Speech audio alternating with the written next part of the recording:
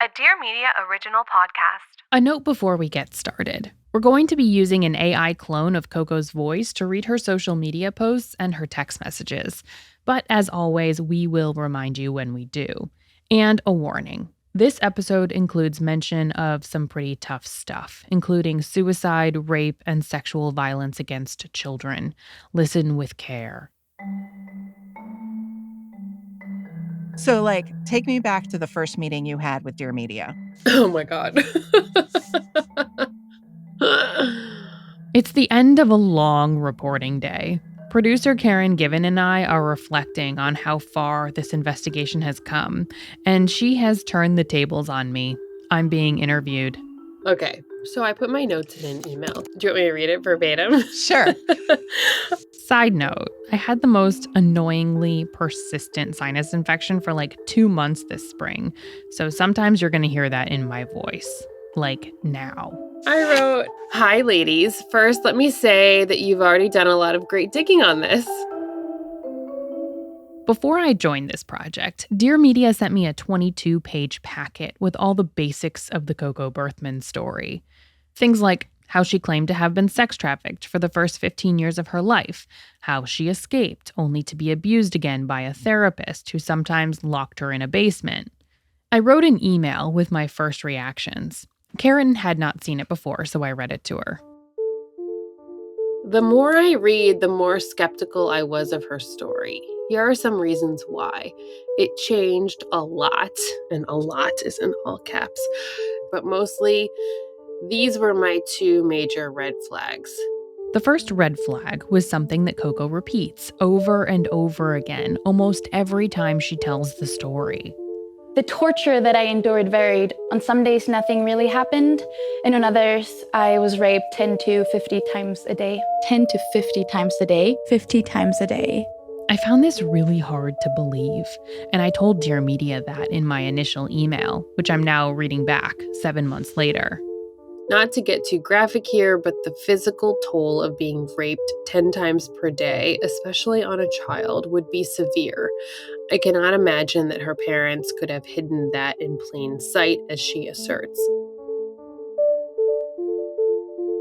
Number 2, the timeline of her life in Germany seems outrageous, to be honest. I mean, to escape 15 years of sex trafficking only to be locked in a basement by a therapist, it sounded absolutely terrible, but also really suspicious.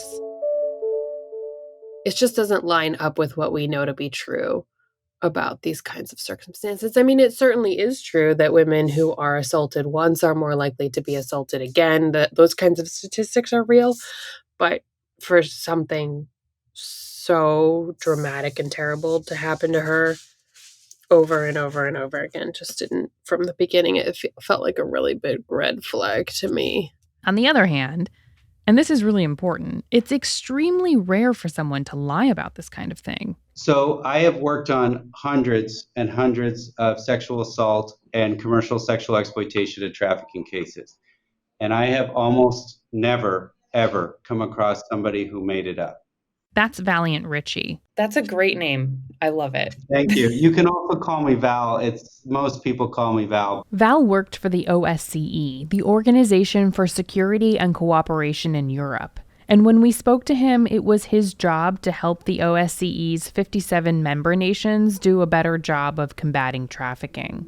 Val knows about Coco's story because Coco actually spoke at one of his conferences. She was invited because her story has a lot of believability, like the idea that she was trafficked by her own mother. We see a lot of familial trafficking, both in the United States and in Europe, everywhere. This is real common. Is it common that it occurs out of a household? Harder to say. I've probably seen less of that, but it certainly wouldn't surprise me. And then there's the small star tattoo on Coco's ring finger. She says it was put there by her traffickers to identify who she belonged to. This is such a massive problem that when I was in the United States and working on this issue, we were actually contacting tattoo parlors to see if they would give pro bono tattoo removal. And the idea that survivors don't usually come forward with their whole story at first, or that they get details wrong, Val says that's common too. You have to get comfortable with the fact that people will share things in phases, and they will conflict, and they will say things differently. But that doesn't mean it didn't happen. That doesn't mean that it's not possible that somebody could make something up. That's absolutely possible. But I have very, very rarely seen that. And actually, the reason people are questioning Coco's story, I don't think it's because of her claims about being sex trafficked. After months of investigating, I've come to the conclusion that it was actually the smaller things, for lack of a better term, the silly lies that she told. That's what led us to wonder if Coco is telling the truth. I figured this out by talking to people like Emmy, a survivor herself who followed Coco on Instagram and was confused by the dancing videos that Coco would post. This is not her, this is clearly not her, but why is she sharing it as it is? And Matthew Kennedy, who dated Coco for a while. He was suspicious about the drawings that she posted on social media. So I did a reverse image search, found the artist that actually drew them. Or Amanda Frisbee, who was Coco's friend. One time she tagged me in this video that showed someone's hands playing the piano and singing. And I said, "Is that you singing? It doesn't sound like you." And she immediately deleted the post. Didn't say a word. Coco deleted a lot of her posts over the years, but you can still find some of these videos of Coco singing, and none of them sound anything like her. Like this one on her YouTube. It's filmed in black and white. There's a large microphone in the foreground, and Coco is singing a Celine Dion song. Or at least, she seems to be singing a Celine Dion song. I would be lying if I said I'm fine. I think of you at least 100 times. 'Cause in the echo of my I'm gonna be frank. Things like this really get Karen and I worked up because we're trying to answer a very important question. Was Coco Berthmann actually trafficked by her mother? It's a question that a lot of people have just stopped bothering to ask. Karen and I talk about this a lot. Videos of her singing Celine Dion songs, who cares? Here we are, the last two people who are trying to figure out if there's any truth in her story, when everyone else just wants to believe that everything is made up. It's so frustrating. There's no reason to lie about that stuff, and every time she does, it makes it more difficult for us to believe the important things. If she had just been more honest and truthful about herself, she'd probably still be an advocate. And instead, she brought herself down with these unforced errors. And not all of them were just silly things like pretending to sing a Celine Dion song. In fact, at least one of them was a matter of life and death. I'm Sarah Ganem, and this is Believable, the Coco Berthmann story. Episode 3, Unforced Errors.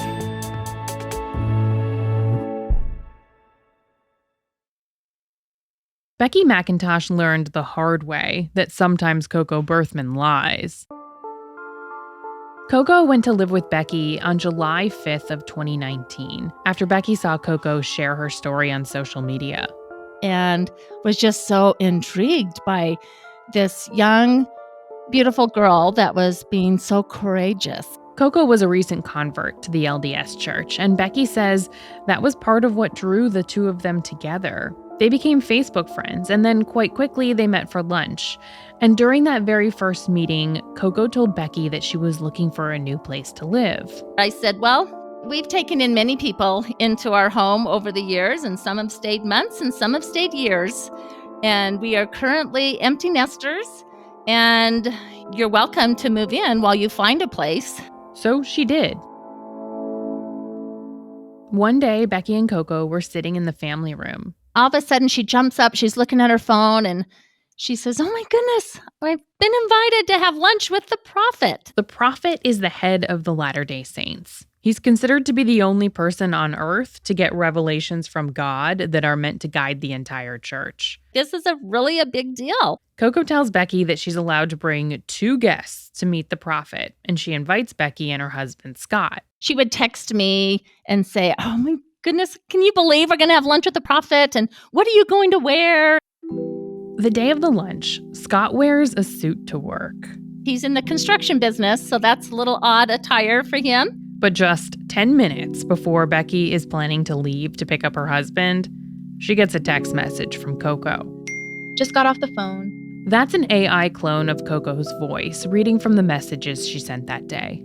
The lunch today needs to be postponed. I knew this was too good to be true. You know, the prophet's a busy man, and we have to postpone the lunch. Even now, looking back, there's still a part of her that can't let go of that dream that she was going to get to meet the prophet. Like, I really thought, no, this is true. Like, this has to be true. Why would she be lying about this? But the thing is, there were a lot of things that Coco lied about when she was living with Becky. That first week when she moved in, her mother died. Not true. And then 2 days later, her brother died. Not true. And she cried for hours. One time, Coco wasn't feeling well, so she laid down in the backseat of Becky's car. And then she started having what appeared to be a seizure. She started to fall off the seat because she's having this grand mal seizure. And then she puts her hand down and catches herself and pushes herself back up in the seat. And I thought, okay, this is not real.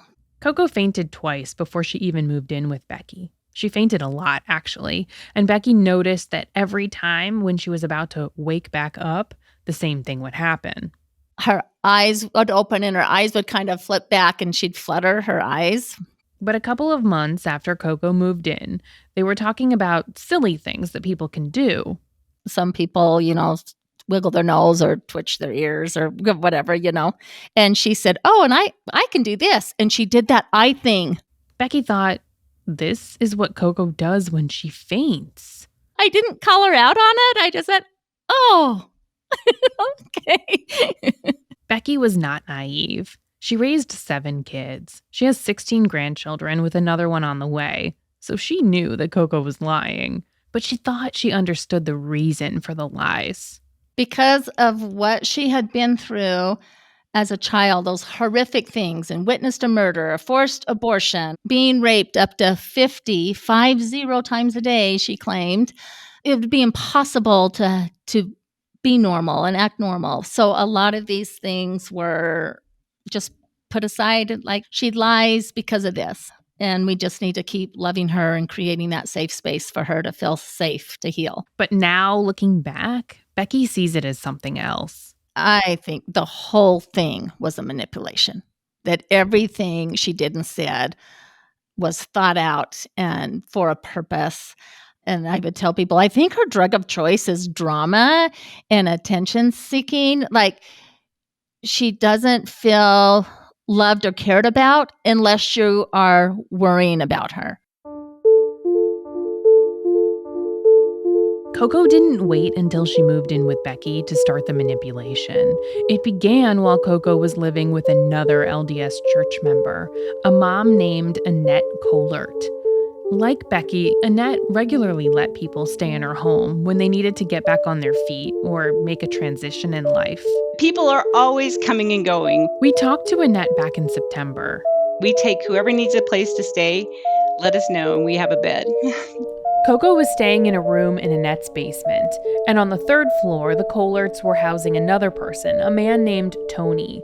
He was fighting cancer and needed a place to live while undergoing chemotherapy. See, before that, Coco was like the main attention getter at the house. But then once Tony moved in, we're like, oh my gosh, Tony has 6 months to live. We've got to do all this fun stuff for Tony. We all went to Disneyland, but Coco couldn't go that weekend because she was speaking somewhere. So we just arranged a lot of fun things for Tony. And I think she just felt like she wasn't getting the attention anymore.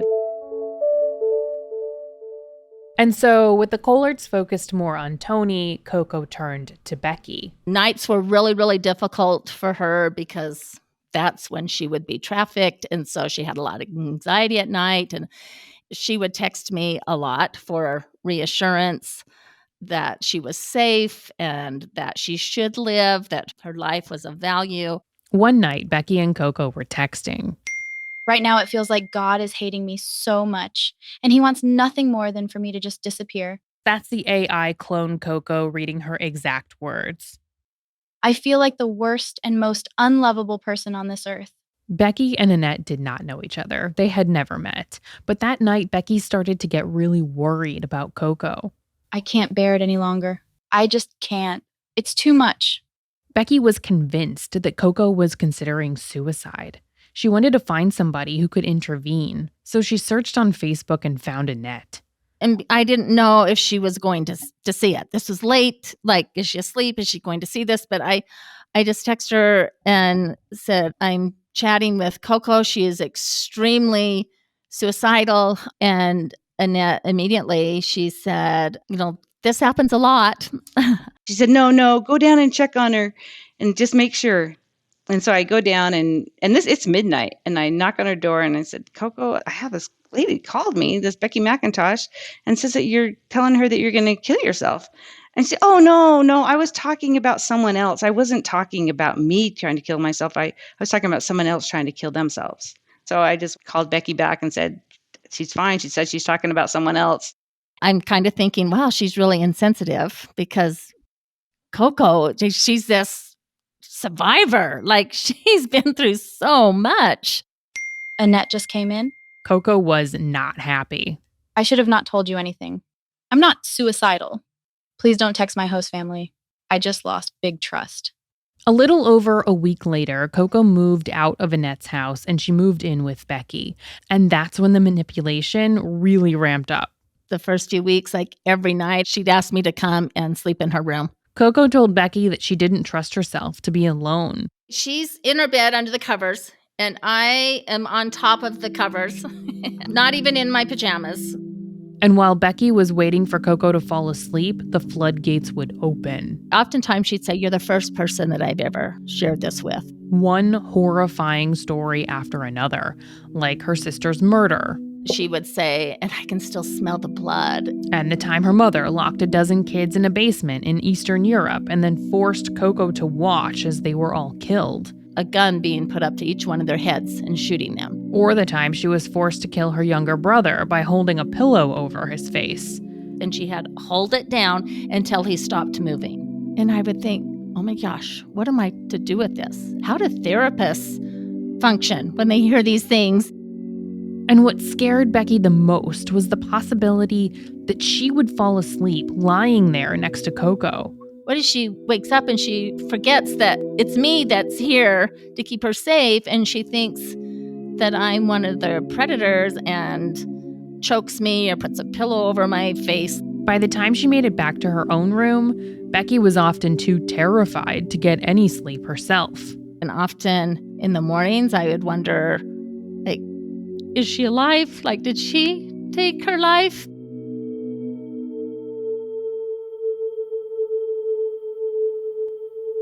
It was exhausting. Do you recognize that as a form of abuse? I didn't there, but like when you say that, like, yeah, it's emotional abuse and manipulation. Like, she never threatened, like verbally threatened me, but I felt threatened from the stories that she would share with me. It was scary. I would witness how her personalities would change at night, and she would go from so sweet to all of a sudden just stern and abrupt. She would just blow up and be angry at just crazy little things. So at night, when my husband wasn't home, so I would lock the door, and then I had this big mirror that I would pull over in front of the door. And oftentimes I would cry in my room and think, oh my gosh, I feel like I'm a prisoner here.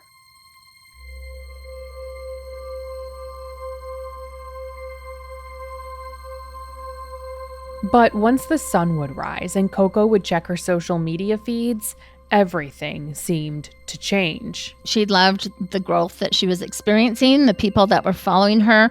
She felt like she could be an influence for good. She loved that she was bringing hope to people. She loved people say, you're such an inspiration. And she would write these big, long, beautiful posts. This is AI Coco reading an Instagram post from around this time. Here is one of the biggest lessons I have learned within the last 10 years. Freedom is a choice.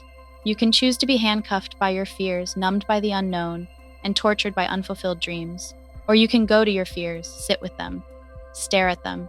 Your fears are your friends. Your fears are your friends. That part was in all caps. She loved to read the comments, and she'd gain 100 plus followers a day. And she kept track of those numbers. I was just constantly trying to build her up and feed her self-esteem and self-confidence and how needed and loved she was and how talented she was and how her gifts and talents and ability to influence people could be used for so much good. Coco had been public with her story for a while now, but her posts were starting to get attention from a very important group of people, the community of survivors. I was raped, sexually abused since I was 5 years old, then again at 9, then from 16 to 25. So this is a very personal matter for me. That's Somi Ali. She's a Bollywood actress turned advocate. Somi started the nonprofit No More Tears. It gives survivors of sexual and domestic abuse the things that they need to restart their lives. When I get a case, I work with them for 3 months, from immigration attorney, family law attorney, driving school, job, English lessons, everything under the sun. Somi started noticing Coco Berthmann's posts. Everything I extrapolated about Coco was from her Instagram. She was posting everything about human trafficking. She was posting statistics that were very accurate because I checked them.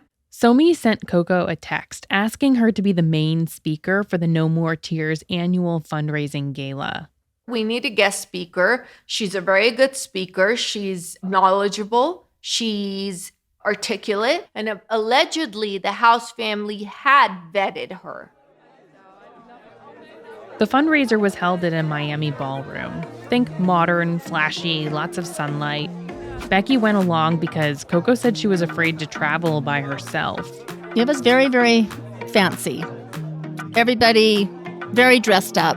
The fashion gave very Florida vibes. I can say this because I'm from there. Brightly colored dresses, funky prints, strappy sandals, a visual contrast to the rather dark topic at the center of the event. There were name tags at each table. The program also had your name on it, and she was loving it. She was identified in that program as a human trafficking rescue specialist. Did that strike you as odd at the time? Yeah, it did. There was parts of me that would question, but no, this has to be real. Of course they vetted her. In case you missed that, Somi was under the impression that Becky had vetted Coco. Becky was sure that Somi had done it, but in truth, nobody had vetted Coco's story. Even with all the Miami glitz and glamour, Coco, as she often did, stood out. She was definitely very attractive, a petite, blonde-headed girl. I believe she was wearing red that day. That's Melissa McCune. She works alongside Somi. I don't want to say she was showy, but, you definitely noticed her in a room. She was really nervous. And there was a lot of people. It was probably her biggest audience. But Melissa did not notice Coco's nerves. She noticed something else about the way that she spoke.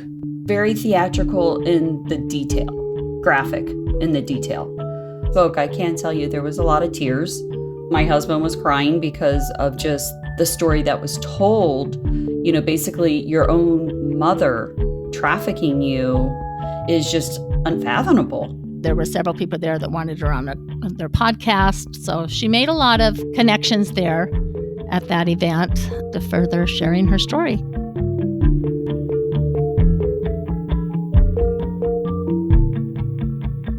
This is Believable, the Coco Berthmann story.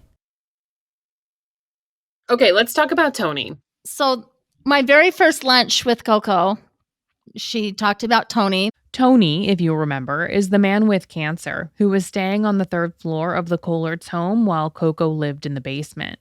In Annette Collard's version of the story, Coco was upset because Tony was getting all of the attention.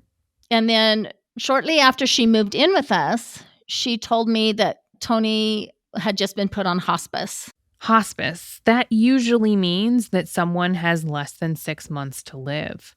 And so I would ask her quite frequently, how's Tony doing? And every time I asked her, she would say, oh, I was just talking to him. He's such an inspiration. Here he is dying, but he is, he's just so upbeat. And then one weekend in October, Becky and her husband were driving to LA to attend a charity event, and they decided to take Coco along. We were on the road maybe an hour and a half when she looks at her phone and says, "Oh, I just got a text from the Collerts and Tony's dying." And she said, "I'm so glad I talked to him last night. Like, we had such a good conversation." And then on the way home from the event, again, we were on the road maybe an hour and a half. And she says, "Oh my gosh, Tony died. Tony just died." Oh, Coco, we're so sorry. Coco lays down on the middle seat of Becky's car. She puts her earbuds in and pulls a blanket over her head. She's grieving. She's feeling sad. So Becky decides to give Coco some space. But a few minutes later, Becky's phone starts to ping with text messages from her daughter and from other people who know Coco. And they're all asking Becky the same thing. How can you be so cruel? Coco is grieving the death of her friend and you're just ignoring her? And I just thought, oh my goodness, okay, this is what she does. Becky turns around to see if Coco wants to talk, but she appears to be asleep. So I take a picture of her and I send it to the people who are messaging me. And I said, "Look, she's got a blanket pulled up and her eyes are closed." I'm not ignoring her. She's asleep. But they keep messaging. That's really weird because she's texting me right now. Becky decides to just let it go. Coco is upset and she's creating drama. That's what Coco does. And soon, Coco posts a long message to Facebook talking about her grief. Today, I lost one of my closest friends. He lost his life. He fought hard to battle the illness. He asked me a long time ago to not share his name or specifics of what he suffered from. I want to respect his wish. Yep, that's the AI clone Coco reading again. I miss you more than I could put into words. I want you to know this, and I want everyone to know how special you are. I know you are fighting from the other side of the veil now. Thank you for teaching me what a true friend really is. And she just had hundreds of comments under there, people just, sharing their support to her. Coco told Becky about the funeral, but she said she didn't go because funerals make her nervous. And then a couple of days later, she sends a text that says, "Oh my gosh, I read the text wrong. It's not Tony who died. It's his friend from the treatment who died. I can't believe how stupid I am." And I thought, this is making no sense. No sense at all. I was just so confused. And so that's when I reached out to Annette again. And she wrote back and she said, "Tony does have cancer, that he's doing well. He is not on hospice, never has been on hospice. He doesn't have a friend who died of cancer. He doesn't even have a friend that has cancer. And he says he hasn't talked to Coco since the day she moved out." And I just went, oh my goodness. This is so in line with the game she plays every day, but how do you call her out? How do you express that to people when she has such a big following? Why would they believe me? Becky and her husband decide it is time to ask Coco to move out.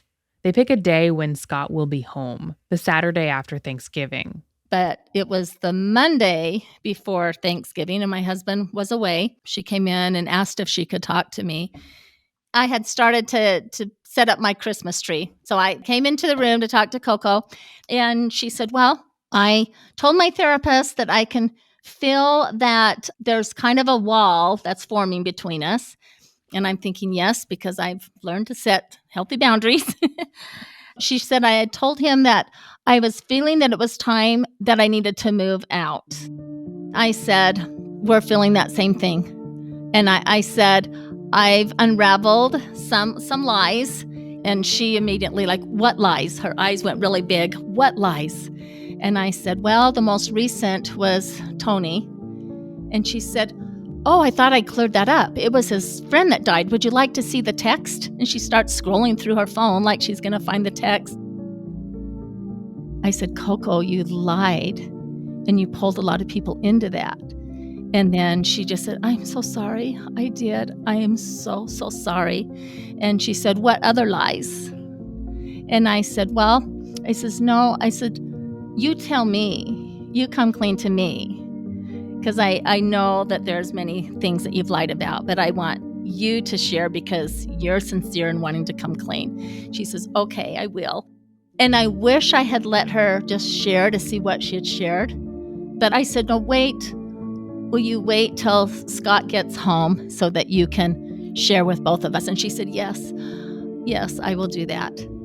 And then she stood up and she gave me a hug and went upstairs. And I thought, wow, okay. And about an hour later, she comes downstairs and she's holding up our house key. And she said, here's your key. I'm going to put it right here on the table so I don't forget to give it to you tomorrow.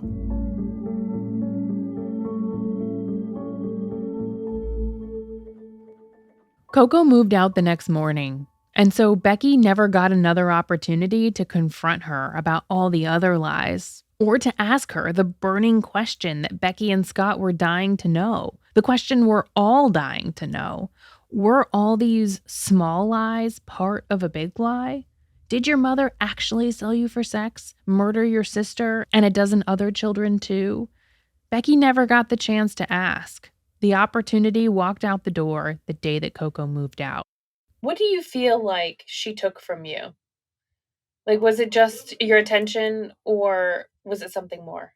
Trust. And I don't want to be a person that doesn't trust others, trust and believe, but there's a part of me now that is hesitant to be so quick to trust somebody and what they share. She just played so much on my kindness and compassion and empathy. Just when she left that day, like I just cried, like I just let it out. Like it was just such a cry of joy, like relief, because it was so hard. I find myself thinking about this interview a lot. What would have happened if Becky had just let Coco talk that night instead of asking her to wait for Scott to come home? What would we have learned? Because right now, it feels like we're unsure of everything. Karen is convinced that she found the moment that Coco started telling people her sex trafficking story. It was in 2017 in a Facebook message to Emily, the woman who Coco called her spiritual mom. And it seemed to be a direct response to Emily telling Coco about a brave group of sex trafficking survivors. But some of our recent reporting made me start to question whether that was actually Coco's first disclosure. And then we met Sarah. How shocked were you today? Oh my God. I think, didn't I send a text to you that said, oh shit? You did, and I wrote back huge at the exact same moment, in all caps. I thought I had figured it out. I thought I had figured out the source of the story.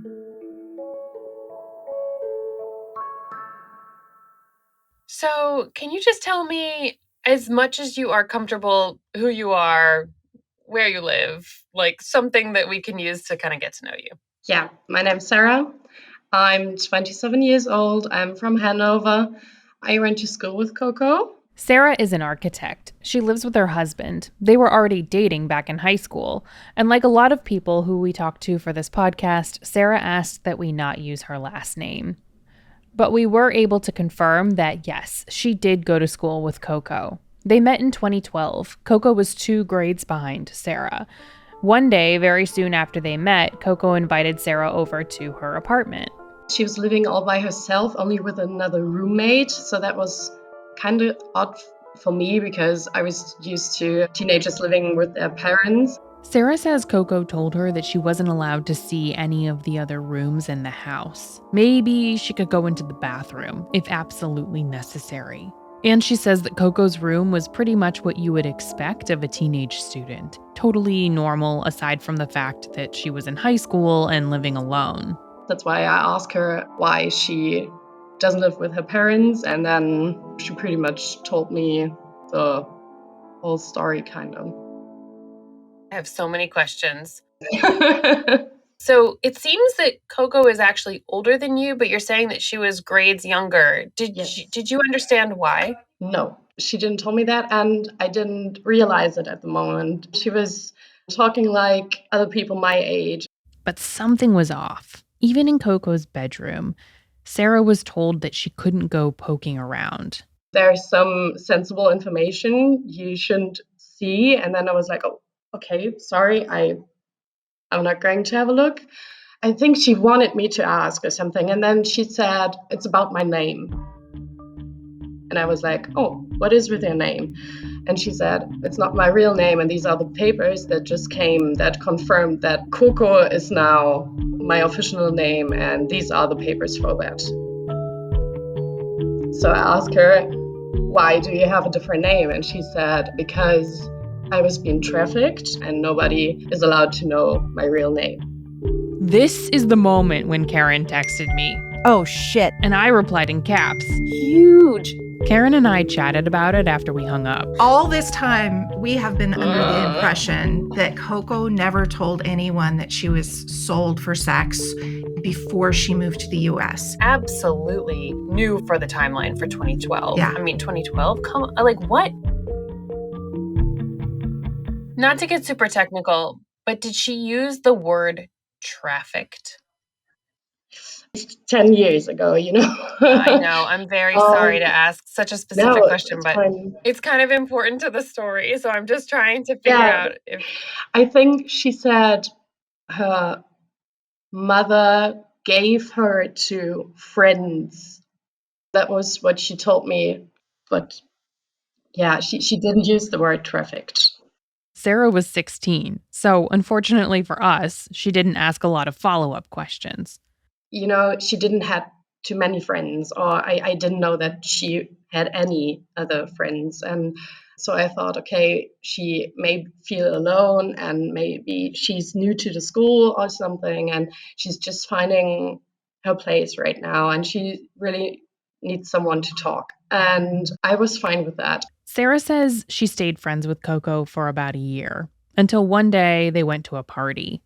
She was annoyed that there were friends of mine at the party as well, and I wanted to catch up with them and talk a bit with them, and she didn't like that at all. And that was pretty much always the case when I wanted to meet other people. She was not jealous. I would say she was just pissed off.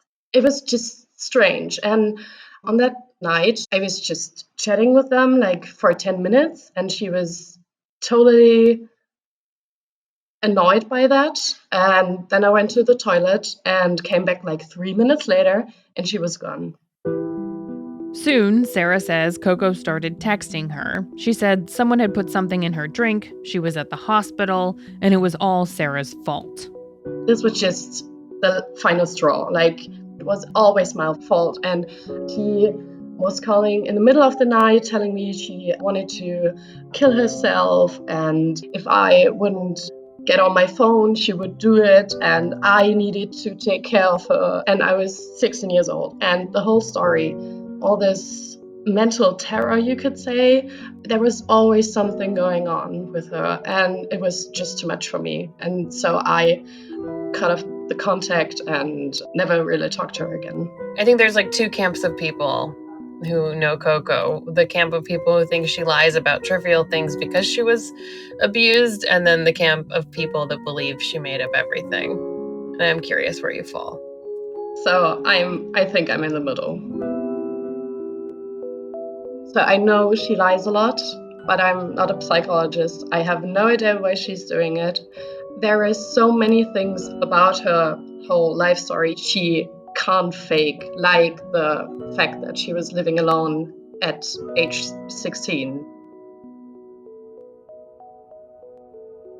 I don't want to say that the human traffic story is fake, because that's just too much to lie about. Would it be surprising to you to hear that in 2012 she was actually 18?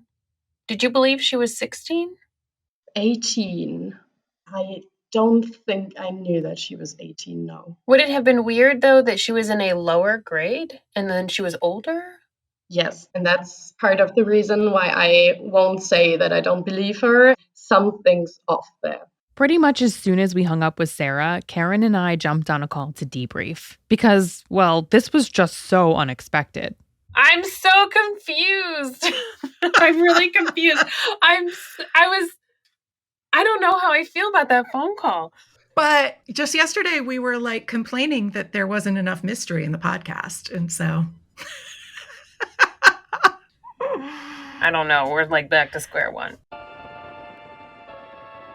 From the beginning of this project, I have been telling people that allegations like these are difficult to prove, and sometimes even more difficult to disprove. Generally speaking, sex crimes happen behind closed doors between two people with no witnesses or very little proof of who is telling the truth. But most of us agree that when in doubt, we should believe survivors. And for the most part, that's a good thing.